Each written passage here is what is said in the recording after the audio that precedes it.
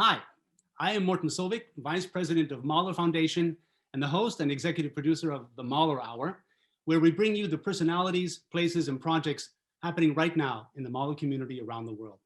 Welcome. So now we take you to a famous performing ensemble that bears the name of Mahler, the Gustav Mahler Youth Orchestra, and its artistic and general manager, Alexander Meraviglia-Crivelli. Now we are arriving by satellite to Vienna. Welcome, Alexander. Thank you. Hi, Morten. Hi, everybody. Good afternoon from Vienna. You have been leading the Gustav Mahler Youth Orchestra now for about 25 years. What is your background and how did you get involved with this organization?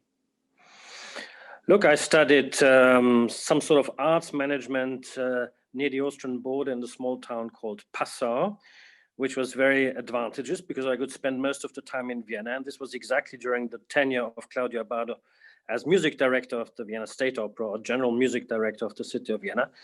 And to be very honest, I studied quite long because I enjoyed Vienna a lot and spent much more time there than at my studying place.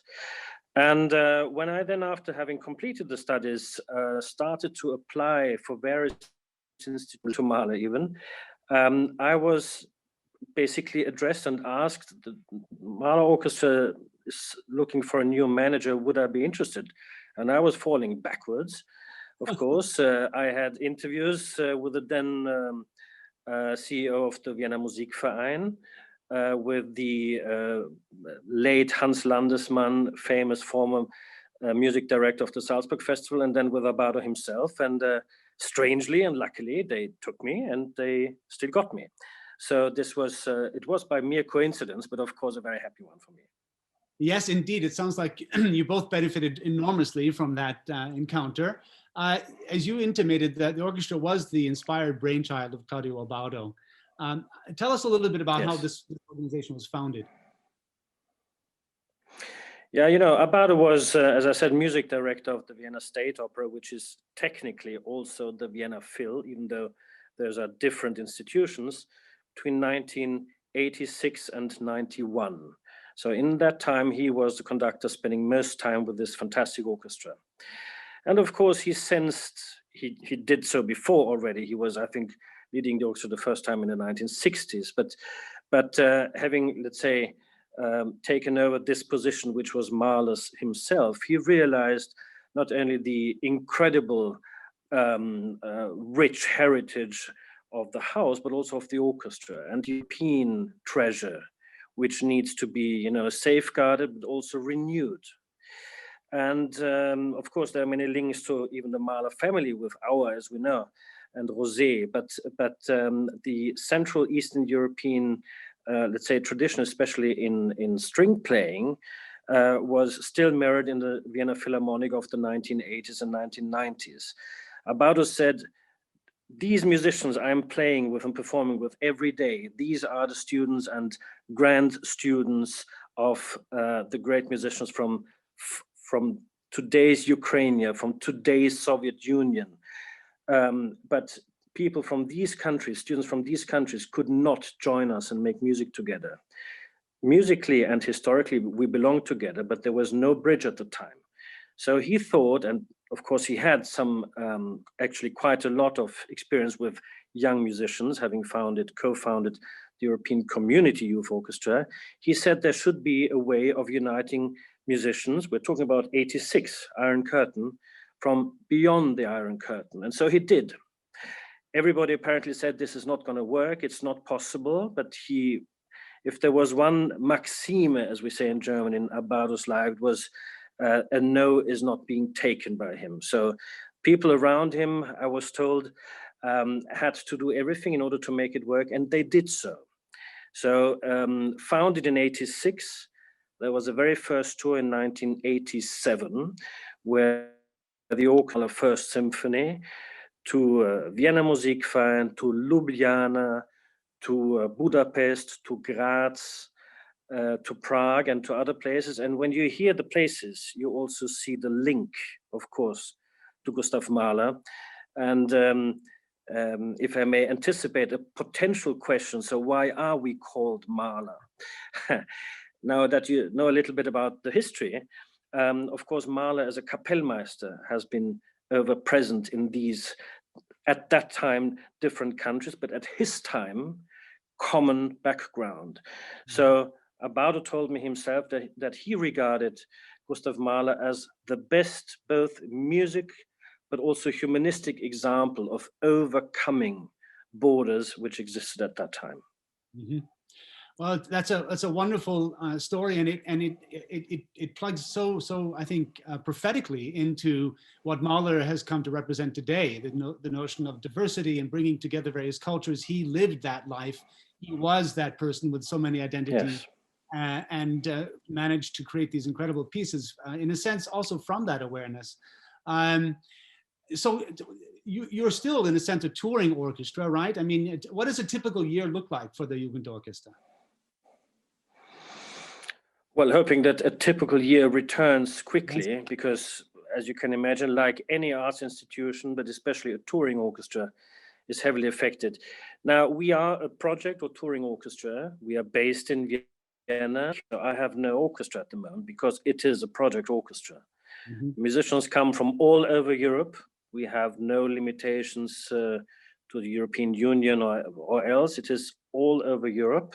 And we're recruiting from all over Europe. So any European nationality can apply. Now, the normal, so to say, GMJO year consists of three, say, periods. The first period is in the year before, in late autumn, when we do our auditions. Normally, this takes place between October and Christmas. We hear musicians in more than 25 European countries. Normally about 2,500 students apply. And we are traveling with a prominent jury of professional orchestra musicians, our assistant conductor. We travel to many cities throughout Europe, as I said, 25 countries.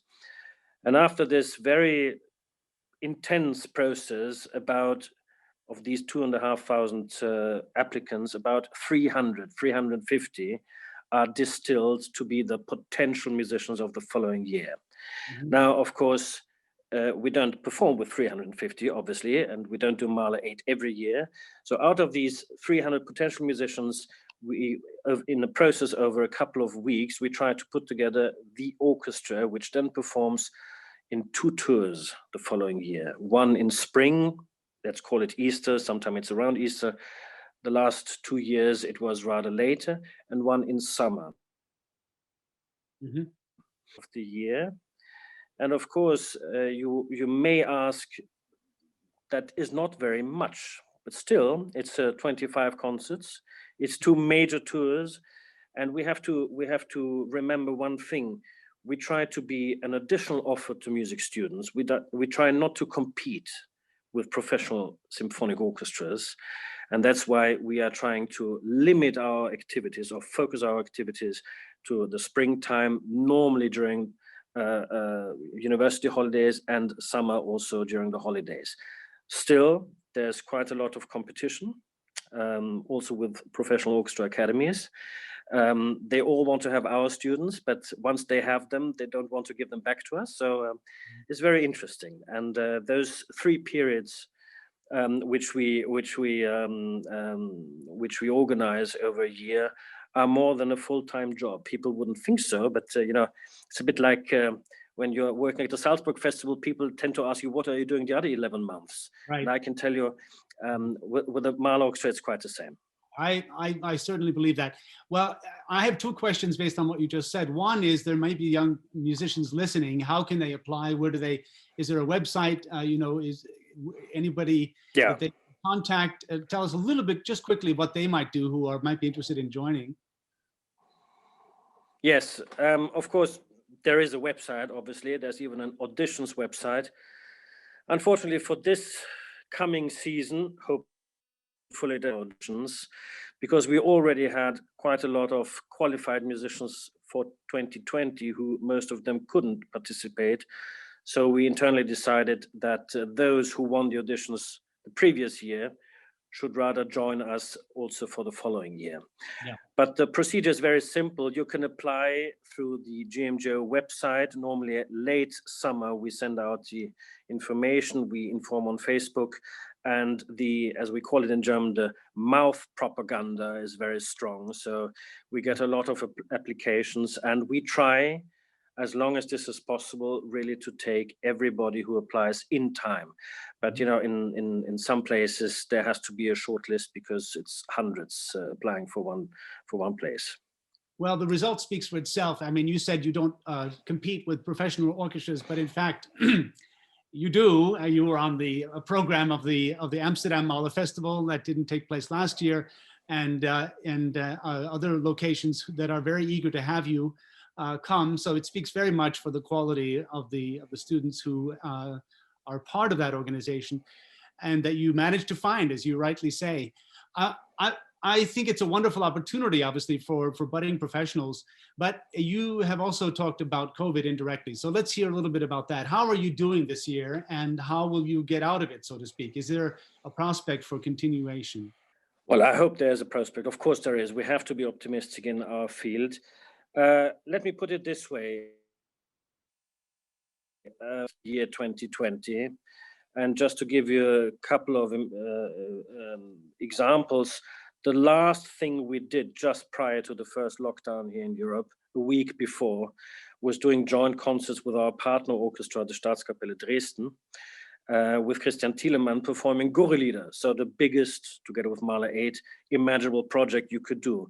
We could still do that. So 3 concerts in Dresden with that. The following concert at the Salzburg Easter Festival were already cancelled. In May, as you just mentioned, Morten, May 2020, we were supposed to go on tour, not only to Amsterdam, to the prestigious Mahler Festival, but also to go on tour to Hamburg, to Cologne, Luxembourg, and other places with Mahler 8. And this fell apart. And as you can imagine, the impact of such a project falling apart with rather short notice is heavy. But we managed with a lot of help and also with good spirits and some luck to, let's say, to survive the cancellation, all the advanced costs and payments we had done. And then the summer tour was also partly cancelled because of the COVID regulations. But together with a couple of partners and presenters that we're very closely working with, we managed to put up, let's say, revised summer project with a lot of, say, indirectly Mahler-related repertoire, smaller scale, you know, Schoenberg orchestrations, Webern orchestrations. We did, for example, the Noke and our very talented Austrian conductor, Tobias Wöger. And we managed to have some sort of a summer project, which was very important psychologically for the musicians, which was important also for us to justify the moral and also financial support we got from the Austrian government and from our main sponsors. Also, and last but not least, I'm sorry, I'm very sorry, Alexander. Tell us a little bit about the state support you're getting. I mean, you and I spoke earlier about this, and I know this from living in Vienna, that the government, despite the performing arts being in a deep crisis, the government here has really tried as best it can to be supportive and literally financially supportive, not just morally supportive of organizations. So they have been helping the orchestra as well. Yes, absolutely. I mean, one has to say 2 things. The first thing is the Austrian government and also the government of Vienna, the city of Vienna, our main public subsidies, have been proactively trying to support us the moment the crisis started. Mm-hmm. And we are reporting to them more or less every 2 months what the situation is. Now, they have even anticipated, for example, the application for the multi-year or 3 years contract, subsidy contract, just to give an example. And recently in September, they set up a non-profit organization fund, which also, you know, helped for arts institutions to apply for structural help. A slim organization, we are just 4 people working in the management, we can cope with the enormous impact. Also, thanks, I have to repeat that, to the ongoing support from our donors and sponsors, which is very important, you know, and I think that after a crisis of that kind, the role and importance of individual donors and sponsors will be even more important, because we do not know what the public funding situation will be in 2 or 3 years after the billions that had to be invested now. There will be a lot of, companies that will be hesitant to invest into the arts. So it's a lot about private money. And of course, I abuse our talk now also to, invite everybody to help the GMJ in the future. But let me say one thing, please, Morten, because this is the main point. The basic message is we shall survive this. And this is already a lot that we can say in a situation like this and like that. And we can be quite sure that we will survive not only this year, but also the following years, because we're stable and, let's say, we are diligently maneuvering. But the main concern is, are we going to be able to do what is our vision, what is our Bardo's vision, what we want to realize? And this is bringing together people from different countries under the guidance of, the best conductors and soloists and professional tutors, and go with them on tour internationally. And this is en d'être, but this is the big question mark. And, there's hardly any, say, arts institution form which is more vulnerable to the effects of the pandemic than an internationally composed touring orchestra. By definition, this is the worst thing you can be. So we have to be very optimistic, but we also have to radiate this optimism to our students. This is the key. This was an opportunity to do that. I thank you very much for coming and talking to us about your wonderful. Thank you. It's been my pleasure to hear you hear that orchestra perform numerous times, and it's always been a great pleasure. So all good luck to you, Alexander, in the future. Thanks for being our guest. Thank you very much, Morten, and thanks to all of you. Thank you.